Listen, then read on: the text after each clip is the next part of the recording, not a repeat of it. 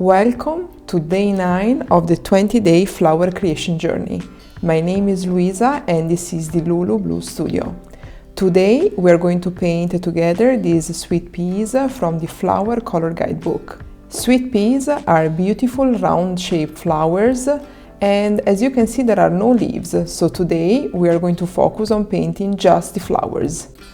To start painting these flowers, I'm going to use my filbert brush in size 8. This is a filbert from the series Select. And I start to mix on the palette with what I have a little bit of yellow lemon dip. To start painting this flower, I'm using the belly of my brush and I keep pressing the belly of my brush to create a round shape. I am following the reference picture and I start creating these flowers starting from the bottom of the page. I mix a little bit of yellow ochre to have a different color of yellow, a different hue, and I keep pressing on the paper the belly of my brush and also the side of the brush to create some strokes that are a little bit thinner in shape. The approach that I'm following in this case is that looking at the reference picture, I notice that these flowers are round. Therefore, I take advantage of the shape of this filbert brush and I use the whole shape of the brush to create these round shape forms that are going to be our flowers. I keep in mind every time to try to change the type of color I'm using. This is called the hue. Therefore, sometimes I use just a little bit of yellow lemon dip. Sometimes instead I mix it with a little bit of yellow ochre. And I keep pressing onto the paper my brush to create these round shapes. Sometimes I also remember to change the color value that I have on the brush, and in order to do so I remove into my cup of water a little bit of pigment and I will allow to have on the paper different, let's say, intensities of the colors that I have on the brush. When I'm using a brush that is very concentrated in pigment, these colors are going to appear darker. When I'm going to remove a part of the pigment into my cup of water, these colors are going to appear much lighter, and therefore we're going to play with these color values to create movement into our composition. This is a very loose watercolor floral composition. Therefore, I keep in mind that I don't need to be too precise with what I'm doing. I'm just playing with the colors and improving my brush strokes, putting a little bit of pressure into the belly of this brush. I follow the reference picture to understand where to place these flowers, but I also play with my feelings and with my imagination, and I just place also these flowers where I feel they would look the best at the end of this composition. I am repeating these motions quite often because I think this is a great exercise to improve the brush strokes with a filbert brush. So I encourage you to do the same, but if you instead want to create a composition that has less flowers compared to the reference picture and also compared to what I am doing, you are totally free to stop beforehand. I love to add some contrasting strokes through the wet in wet technique. Therefore, sometimes I add into the base round shape that I'm creating some strokes of darker color, like in this case I'm adding some yellow ochre, and in this way I'm going to create a composition that is beautiful to look at, especially when the whole painting is going to be completely dry. Now that I've placed onto the page all of these flowers, I'm going to start to create the stems of these flowers.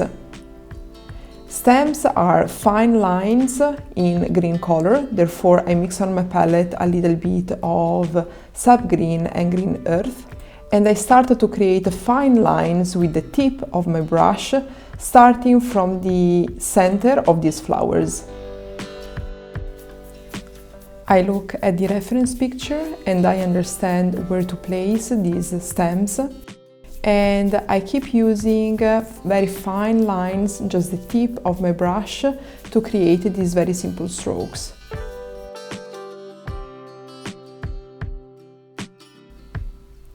I initially use just the tip and not so much pressure to create the first fine line that represents my stem. When I like the outcome, I keep adding fine strokes in order to enlarge a little bit the stem that I'm creating.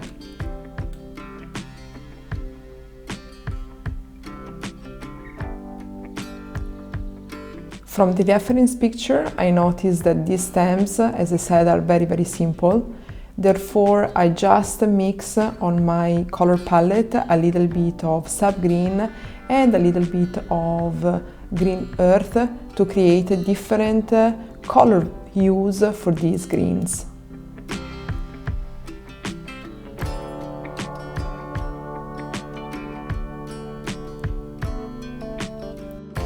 I noticed from the reference picture that these flowers are hanging from the stem and they are sort of attached with a green part in the back that I am trying to add in this moment.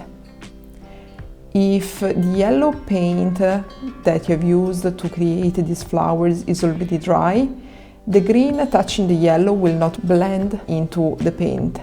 But if the yellow is not completely dry, you will have a little bit of blending between the two colors.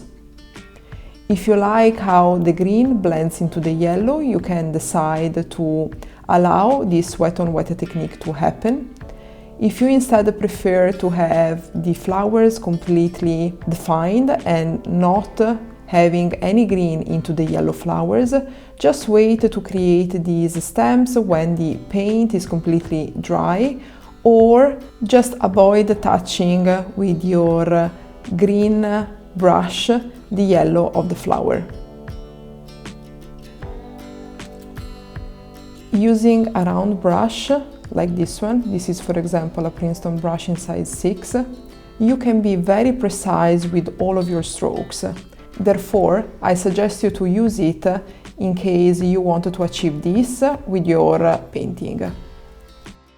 At this point, I take my mop brush and I start to add some additional strokes into the green that are a little bit darker in color. I'm using a mixture of sub-green, what I have on my color palette, with a little bit of blue. This is phthalo turquoise. And I created this darker green that will blend with the green underneath.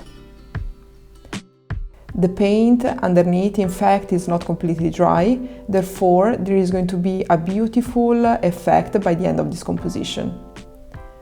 Using the same mop brush and just the tip of it, I create on my palette a darker color of yellow, and I'm going to create few strokes on top of these flowers in order to create a little bit of more definition.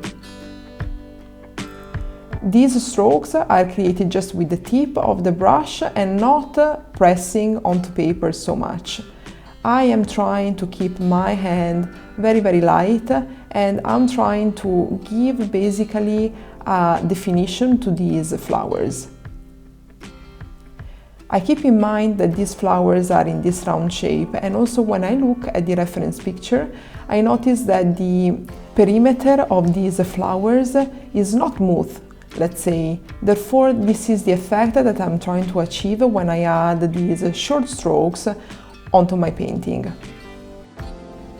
I am mainly using a mixture of yellow lemon dip to create these strokes, fine strokes. But I also try to create different color hues by adding a little bit of orange into my yellow lemon dip, a little bit of yellow ochre, and I just look what goes best into this composition that I've just created. In this moment I am really playing with the colors and I am playing with the tip of this brush. You can do the same, you can add these short strokes onto your painting if you like, but you can also stop a step before, and if you don't like to add these strokes, you can just avoid doing this and enjoy the composition as it is. These strokes are added in a moment when the yellow painting underneath is completely dry. Therefore, there is no wet in wet happening. This technique is instead called wet on dry, and this will allow to keep these fine strokes well defined and overall to have a composition where these flowers overall are going to pop from the paper.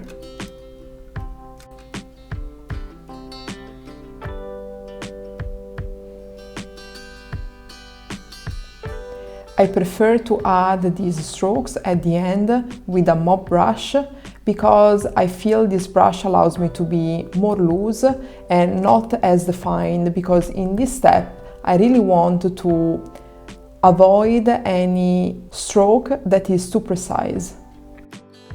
And we arrived at the end of this tutorial. I hope you enjoyed painting these sweet pea flowers and you will add them in some of your flower composition. I hope to see you on day 10.